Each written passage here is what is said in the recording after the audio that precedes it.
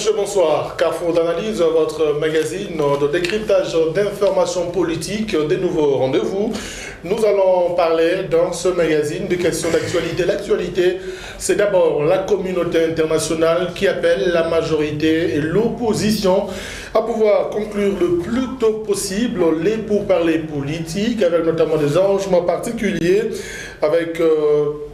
Dans ce même registre, on va signaler que le blocage persiste entre les deux parties qui participent à ces arrangements particuliers, notamment sur le mode de désignation du Premier ministre, les questions du ministère de souveraineté, mais également d'autres questions clés que nous allons évoquer dans ce magazine, notamment la dernière sortie médiatique du ministre du Budget, Pierre Kangoudia, et qui a été relayée par le Rassemblement, qui a contredit sa déclaration. Nous ferons également un point sur Etienne Tshisekedi, vous le savez, lui qui n'est toujours pas rapatrié à Kinshasa. En début de semaine, sa famille biologique a tenu un point de presse. Toutes les précisions dans ce magazine Carrefour d'analyse, réalisé par Adela Lumbala. Et pour décrypter toutes ces informations, trois invités avec nous. La majorité avec le Congrès national congolais, le CNC de l'honorable Pius Mwabilou, représenté par le président urbain, M. Dominique Kadisha. Bienvenue. Merci beaucoup et j'ai dessus bonsoir aux téléspectateurs et téléspectatrices. Bien, l'UDPS représente également le Rassemblement, c'est M. Michel Kaboué qui est avec nous. M. Michel, bienvenue.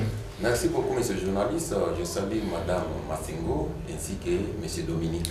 Bien, l'UNT de Vital Kamerhe, l'UNT qui fait partie non seulement des signataires de l'accord de la Saint-Sylvestre, mais également des signataires de l'accord du 18 octobre. Le parti de Vital Kamerhe nous fait l'honneur d'être avec nous. Et c'est Mme Viviane Oster Massengo, présidente fédérale de la Ligue de femmes au niveau de la province, qui est avec nous. Mme Viviane, bienvenue. Merci, monsieur le journaliste, et je vous remercie de m'avoir invité ce soir. Voilà, on va débuter ce magazine Carrefour d'analyse par la première question. Arrangement particulier, le blocage persiste entre les protagonistes. Et c'est dans ce cadre que la communauté internationale appelle les acteurs en présence de conclure le plus tôt possible ces assises. D'autres détails dans cet élément de reportage. Le point de vue du Rassemblement est connu, le point de vue de la famille est connu, parce que le même ministre de la Communication avait tenu informer la population qu'il devait se plier au programme de la famille. Donc la famille donne son programme. Aujourd'hui, ça ne devient plus intéressant. C'est devenu ce qu'eux appellent blocage. Apparemment, j'ai comme impression que le blocage, c'est un mot inventé par la mouvance présidentielle. Donc, à ce stade, nous demandons que ça soit d'application pour honorer la mémoire du Sphinx de Dimété. Il faut dire en tant que quelqu'un de ceux qui ont signé l'accord de 18 octobre, pas en tant que porte-parole du gouvernement, parce que là nous ne parlons pas institution. Là au moins la différence doit être dégagée comme ça. Mais ce n'est pas à lui, parce que ce n'est pas lui l'arbitre. Ce sont plutôt les amis, les prêtres, les évêques de la Senko qui doivent dire comment ça doit se passer. Et non pas dire le gouvernement, non. Et lui n'est même pas le chef de file de ceux qui ont signé, il est un intrus parmi tant d'autres. Est-ce que vous pensez ça doit être... Nous pensons ceci. Parce que le président Tshisekedi, aujourd'hui, c'est un patrimoine national. Il doit être enterré par tout le monde, parce que c'est tout le monde qui le pleure. Alors, nous souhaitons ou nous voulons que le gouvernement de l'Union nationale soit là, parce que ce gouvernement-là va représenter tout le monde. Et que ce gouvernement-là prenne en charge l'enterrement, au lieu que ce soit un seul camp, les gens qui ont signé l'accord de 18 octobre. Ma réaction reste la même position que nous avons nous au Rassemblement et au niveau de l'AR, l'alternance pour la République. Nous ne pouvons pas croire, même à une minute de Seko Mende, parce que c'est quelqu'un qui peut dire des choses le matin et le soir il réunit ce qu'il a dit. Ce qui doit être fait, c'est l'application de l'accord de la Saint-Sylvestre. La disparition d'Étienne Tshisekedi devrait être une opportunité d'aller de l'avant dans la mise en œuvre de l'accord politique de la Saint-Sylvestre, a affirmé mercredi le représentant spécial adjoint du secrétaire général de l'ONU RDC, Mamadou Diallo. Il propose de rendre hommage à l'opposant disparu le 1er février en concluant les négociations actuelles entre le pouvoir et l'opposition. Pour Mamadou Diallo, la disparition de Tshisekedi devrait être aussi une opportunité pour ramener de la sérénité dans le débat politique. Étienne Tshisekedi a donné sa vie pour le triomphe de la démocratie, de la liberté et des droits, et son décès devrait être une opportunité de retrouvailles familiales, a-t-il dit à l'occasion. Eh bien, les acteurs politiques se sont également exprimés par rapport à ce blocage. D'autres vont loin jusqu'à proposer un référendum pour que la population s'exprime si jamais les politiques ne trouvent pas de consensus à propos. Regardez.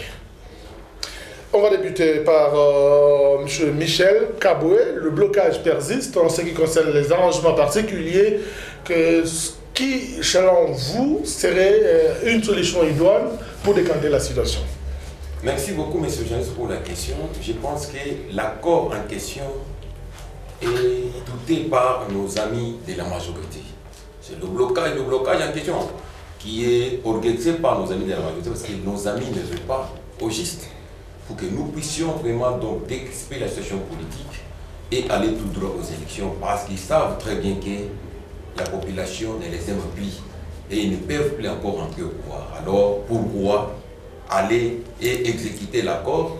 Pour ces faits, ils sont en train donc de faire tout ce qu'ils sont en train de mener comme gymnastique pour nous amener à ne pas concrétiser l'accord en question. Qu'est-ce qui se fait? L'accord nous dit le Premier ministre vient de l'opposition par rassemblement. Dans l'accord, on ne dit pas que les candidats Premier ministre, les candidats, là nous mettons les, pas au pluriel. Au pluriel. On ne dit pas cela. Mais quand nous arrivons maintenant au niveau des arrangements, les gens de la majorité veulent qu'on leur propose des noms. Ils étaient au nombre, ils proposaient d'abord 7 noms. Ils sont arrivés maintenant, donc on nous demande de leur donner 3 noms. Pourquoi leur donner 3 noms? Ce qui n'est pas normal. Non, ce qui n'est pas normal. Ce qui n'est pas aussi impossible. Nous ne pouvons pas commencer déjà à violer l'accord. Parce que leur donner les 3 noms, nous violons l'accord. Qu'est-ce que l'accord nous dit? Le rassemblement propose le nom, pas les noms, le nom du Premier ministre. On n'a pas dit de proposer les noms des premiers ministres, les noms des candidats premiers ministres. Mais si directement nous proposons un nom ou bien les noms des candidats, là nous violons l'accord.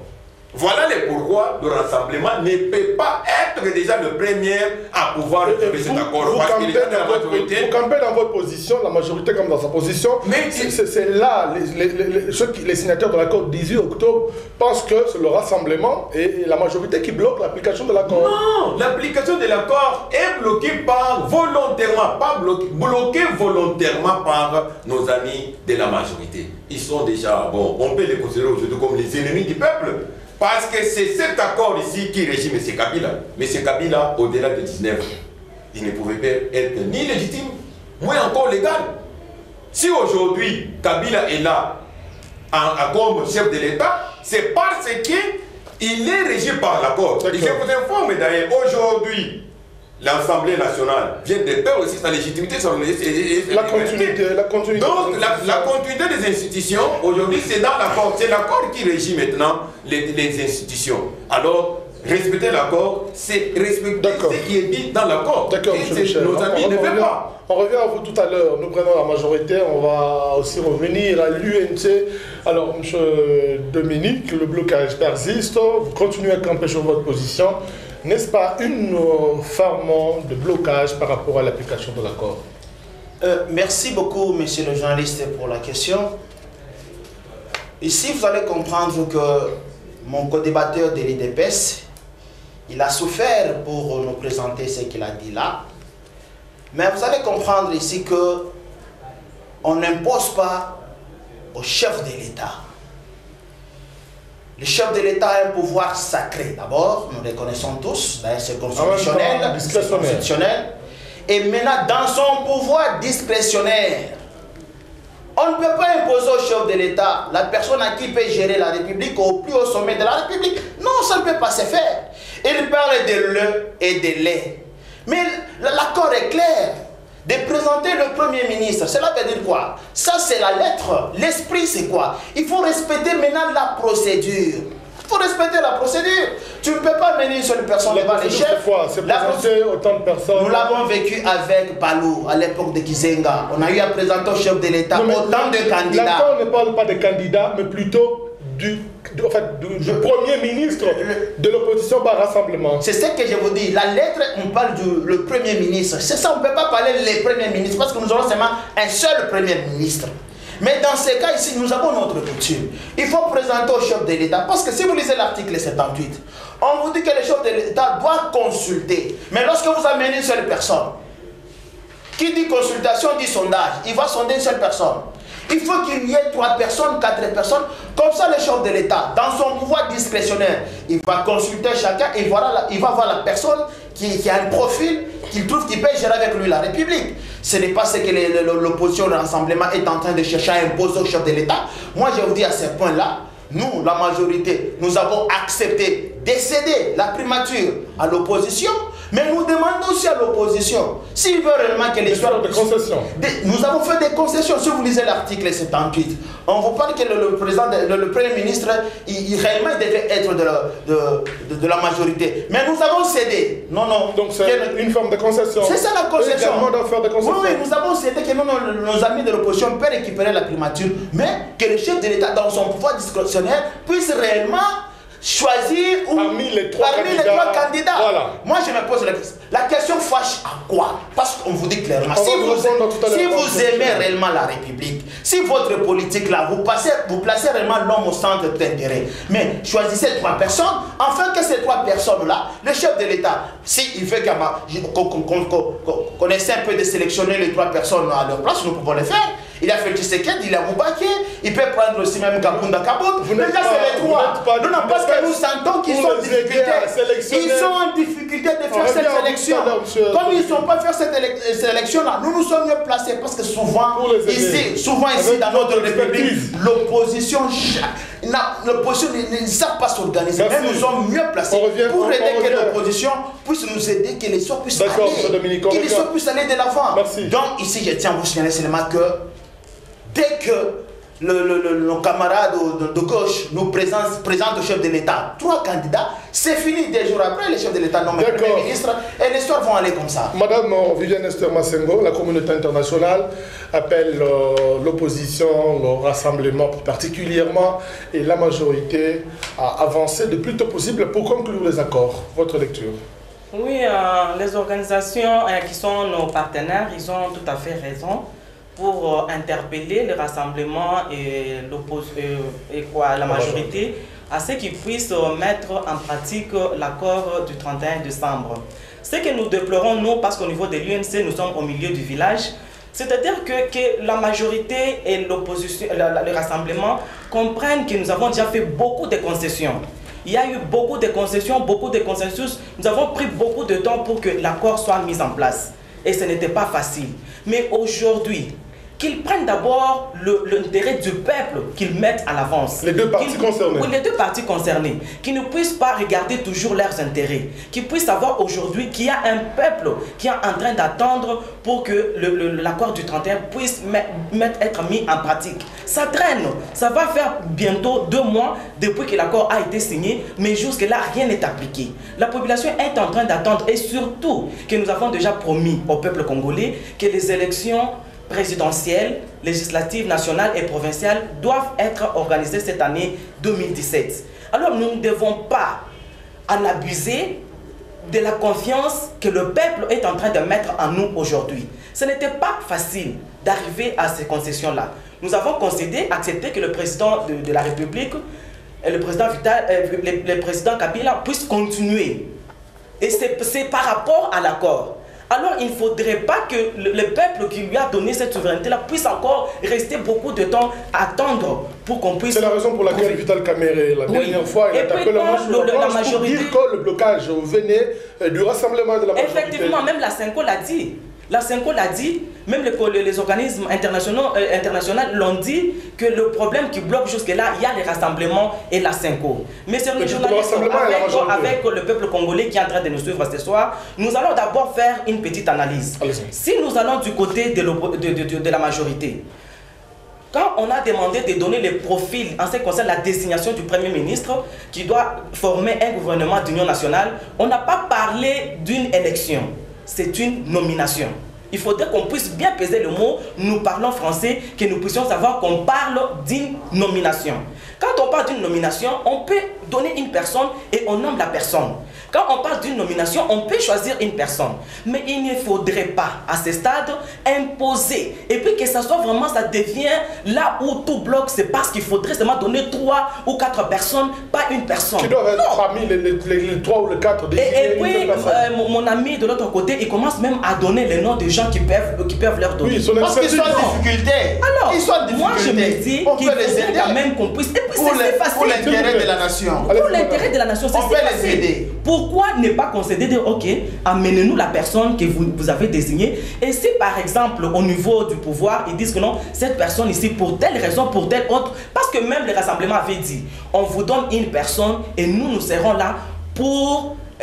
parce que quand on donne la personne, ce n'est pas obligatoirement la personne devient le Premier ministre. Le président de la République doit nommer. C'est-à-dire, avant de nommer, le président de la République doit accepter la personne qui sera présentée au devant de lui. Et il doit avancer des raisons pour lesquelles il peut refuser ou accepter cette personne ou pas. Mais pourquoi rester? Mais ce journaliste, quand lui était en train d'exposer, je n'ai pas intervenu. Il faut aussi me laisser le temps de faire voir au peuple congolais le centre du blocage actuellement. Parce que tout bloc, c'est à partir de ces points-là. Beaucoup de points ont été débattus, nous avons trouvé des consensus, mais pourquoi ces points-là, ça bloque? C'est-à-dire qu'il y a quelque chose là-dessus. Pourquoi ça bloque jusqu'à ces jours? Si je vais aussi du côté rassemblement, parce que je venais de vous dire que l'INC, c'est nous sommes au milieu du village. Allez-y. Si je vais aussi du côté du rassemblement, c'est son point de vue, M. Dominique. Si je vais du côté du rassemblement, pourquoi nos amis du rassemblement, nos amis du rassemblement ne peuvent pas aussi présenter même 2 candidats, même le 3, comme la majorité les demande, et puis ils suivent par après le choix du président par rapport à ces candidats-là. Et même quand ils vont les 3, un profil de gens un profil de gens, parce qu'il y a déjà un profil qui a été déjà arrêté. Il y avait un profil du côté de la majorité, il y avait un profil du côté de l'opposition. Il y a déjà, le profil est déjà là. Mais maintenant, il reste que les gens qui peuvent être associés à ce profil-là.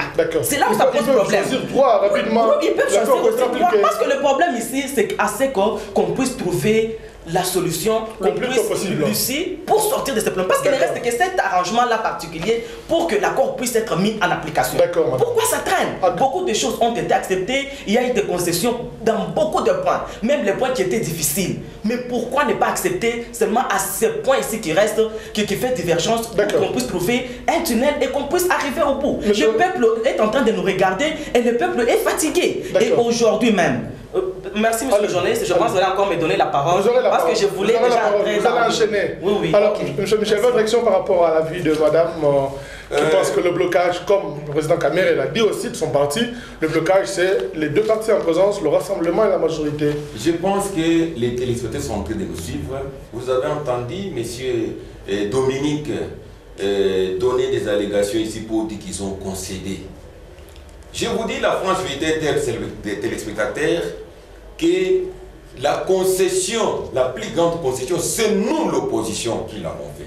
Nous n'avons pas voulu vraiment voir notre peuple souffrir davantage sous cette domination de la majorité. Nous nous sommes dit, allons même comme ça pour qu'on aille aux élections, de façon qu'on trouve un gouvernement. Vous vous êtes dit, allons seulement. Nous nous sommes dit, parce que d'abord, le poste des présidents de la République, nous aussi, on pouvait exiger. On pouvait aussi exiger 3 ans. Sans élection. Oui, on pouvait aussi exiger 3 ans. Parce que M. Kabila, s'il est aujourd'hui président de la République, c'est l'accord, cet accord qui lui a donné encore ce mandat. Non, c'est l'accord, pas la Constitution. Parce que la Constitution, je pense, messieurs les journalistes, nous l'avons débattu ici, nous avons démontré que la Constitution est en veilleuse. Qu'on ne peut pas nous dire le contraire. Que votre fameux... c'est une réalité spéciale. C'est une réalité, ça c'est le régime spécial.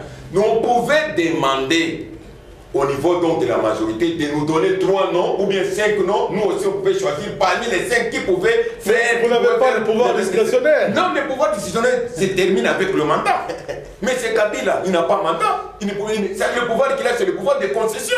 Il ne veut pas aussi non plus, comme nous l'avons accepté en tant que tel, dans l'accord, c'est dit, mais c'est Kabila reste président de la République jusque donc aux élections que nous allons organiser pendant une année. Et en dehors de ça, on dit la primature revient donc à l'opposition par rassemblement. On n'a pas dit là-dedans de proposer 3 noms qu'on va donner à M. Kabila pour qu'il se choisisse. La question de 3 noms vient dans les arrangements particuliers. Non, pas même dans les arrangements. Mais nous devons, même les arrangements doivent suivre l'accord. Les arrangements, c'est l'application de l'accord. On ne peut pas violer l'accord directement dans les arrangements. Nous ne pouvons pas être aussi naïfs dans cette façon-là. Et c'est pourquoi nous disons, ce qui bloque, je pense que Madame Massengo, il vient de parler quand il parlait donc des blocages que nos amis de la majorité sont en train de le faire. Donc, noir sur blanc ici, c'est la mauvaise foi et la mauvaise volonté. Ce qui est là, la majorité ne veut pas. Pour eux, c'est quoi? Il fallait passer des forces. Donc, passer la date de 19... La communauté internationale vous appelle à planifier. Mais même la communauté internationale, c'est... Quand on parle, parce que la communauté internationale ne pouvait pas, ça sont des langages diplomatiques. Quand on dit nous demandons donc et à la majorité à l'opposition, c'est-à-dire, eux-mêmes savent qui bloque. C'est les qui bloquent, ce sont les ennemis du peuple. Nous ne pouvons même pas les appeler des amis. C'est votre point de vue. Parce que, non, je l'ai dit, je l'assume aussi. Ce sont les ennemis du peuple. L'accord est clair à ce point-là. Nous ne pouvons pas aussi violer cet accord. Quand nous nous disons que nous ne pouvons pas donner des noms, nous ne pouvons pas donner 3 noms. Parce que l'accord nous dit très bien, l'opposition donne le premier ministre. On n'a pas dit l'opposition donne les candidats pour que le chef de l'État se choisisse. Là, ce n'est pas dit. D'accord. Alors nous ne pouvons pas violer cet accord. Nous ne pouvons pas aussi nous plier parce que madame vient de dire pourquoi l'opposition ne peut pas se plier. Se plier encore de nouveau. Nous nous sommes pliés, nous avons accordé le mandat à M. Kabila. Vous ne voulez pas faire de concessions. Mais pourquoi il ne peut pas se plier? Pourquoi nous n'avons pas demandé qu'il nous donne 3 candidats à la présidence de la République? En qualité nous sommes pliés en qualité d'équipe parce que vous étiez au mandat. Vous étiez au mandat. On ne peut pas parler, on ne peut pas, s'il vous plaît, monsieur, je vais citer. On ne peut pas parler des pouvoirs discrétionnaires ici. Le pouvoir discrétionnaire est terminé avec la Constitution. Parce que c'est M. Kabila et tous ces siens qui ont violé la Constitution. Lui, en tant que le premier garant, qui a prêté serment de protéger cette Constitution, de la conserver, de la faire respecter, il était le premier à violer cette Constitution avec sa majorité. Merci, M. Michel. Votre action, M. Dominique, mais la question que je vous pose, c'est comment décanter toutes ces questions de blocage, notamment sur le mode de désignation, mais également les ministères de souveraineté qui ont aussi posé problème à son temps. Merci beaucoup, monsieur le journaliste. Mon co-débatteur de l'IDPS, je pense que lui-là, il a l'accord du 31. Je pense que cet accord-là a 2 parties. Première partie, c'est l'exposé des motifs. Et deuxième partie, c'est l'économie même de l'accord. L'exposé des motifs, on vous dit que l'accord ne va au-dessus de la Constitution. C'est ça. S'il peut lire l'accord du 31 décembre, il va me donner raison. Dire que c'est cet accord qui a donné le pouvoir au chef de l'État, son Excellence, Monsieur le Président, moi je dis non. Non, mais c'est l'article 70 de la Constitution. Voilà. C'est l'article 70 de la Constitution qui stipule qu'à la fin, le chef de l'État doit rester jusqu'à l'installation d'un nouveau président élu. Ce n'est pas l'accord qui nous a mené cette histoire. Pourquoi il peut nous amener dans un terrain où au moment où nous avons encore la Constitution? Est-ce que si devant le peuple, il peut accepter que réellement la Constitution n'est pas, et l'accord n'est pas au-dessus de la Constitution? Là maintenant c'est violer la Constitution. Moi je pense que la légitimité ici, votre président et votre Kabila, le chef de l'État, il est encore légitime. Pourquoi? Parce que l'article 70 protège le chef de l'État. Répondez à ma question, M. Dominique, avec 3 minutes. Répondez à ma question. Je parlais de comment débloquer la situation avec les questions clés, notamment le mode de désignation du Premier ministre et des questions du ministère de souveraineté. Non, je pense que la SEMCO a répondu à cette question-là. La SEMCO, je de demander à l'opposition au rassemblement, de présenter le premier ministre, les candidats Premier ministre, ainsi que le remplaçant de Etienne Tshisekedi comme président de ce comité des sages. Donc ici, pour débloquer, moi je pense que si réellement l'opposition ou le rassemblement veut que nous puissions aller aux élections, je pense que c'est le moment. Il faut qu'ils prennent seulement les 3 candidats au chef de l'État et que le chef de l'État... C'est ça la seule... Ça peut devenir une condition. Je vous dis, parce que le chef de l'État, il doit exercer ses pouvoirs. Allons-y doucement. Pour exercer son pouvoir discrétionnaire, je pense qu'il faut devant lui qu'on lui présente 3 profils. Et dans ces 3 profils maintenant, qui va maintenant désigner un premier ministre. Moi je me pose, ministère des souverainetés, si nous sommes respectueux de la Constitution, moi je pense que la question de ce ministère des souverainetés est déjà réglée dans la Constitution. C'est l'article 91 qui parle de ça. Donc je ne pense pas. Si nous sommes d'accord que nous puissions violer la Constitution, ou bien nous devons respecter la Constitution. On n'a jamais violé la Constitution de la majorité. Est-ce que vous pouvez nous brandir quelques dispositions constitutionnelles que nous avons violées? Moi je les dirais que non. Nous sommes respectueux de la Constitution. Par contre ici, nous voulons seulement que nous puissions aller aux élections. Parce que nous, la majorité, nous sommes suffisamment organisés pour gagner encore pour la 4e fois les élections. Donc ici nous demandons seulement au rassemblement de présenter. C'est ça. Voilà une solution idoine dans ce qui concerne l'évolution de ce pays. Alors, on va parler de cette dernière sortie médiatique de Pierre Kangoudia. Il est ministre du budget de l'obédience UINC de Vital Kamerhe. Eh bien, le gouvernement n'est pas à même de mobiliser le 1,8 milliard pour financer les élections. Il les rectifie un jour plus tard. Il dit n'avoir pas évoqué la non-organisation de l'élection en 2017. Les précisions dans cet élément de reportage. Alors, Madame Viviane, vous êtes de l'UNC, pas seulement, vous devez justifier le ministre Kangoudia, mais votre point de vue en tant que tel, et vous pensez qu'il n'y a pas moyen que le gouvernement Batibanga puisse mobiliser le 1,8 milliard de dollars pour financer les élections RDC. Merci, monsieur le journaliste, mais avant que je puisse répondre à cette deuxième question, je voulais d'abord revenir à ce que notre ami Dominique vient d'évoquer tout de suite. Je voulais lui faire voir que l'opposition n'est pas désorganisée comme il le pense. Ah, vous êtes au milieu du village. Vous êtes représenté comme étant au milieu du village. Mais je ne suis pas de la société civile. Je suis de l'opposition. Pour une précision pour vous, n'est pas désordonné. Si l'opposition n'était pas ordonnée, on ne pouvait pas arriver à l'accord que nous avons ce jour. Il faudrait féliciter l'opposition malgré sa multitude. Mais nous sommes quand même arrivés à nous arranger, à ce qu'on puisse nous entendre quelque part. Tout ça toujours en respectant l'intérêt du peuple congolais. Et puis je voulais aussi revenir pour lui faire voir que la Senko n'a pas tranché la question.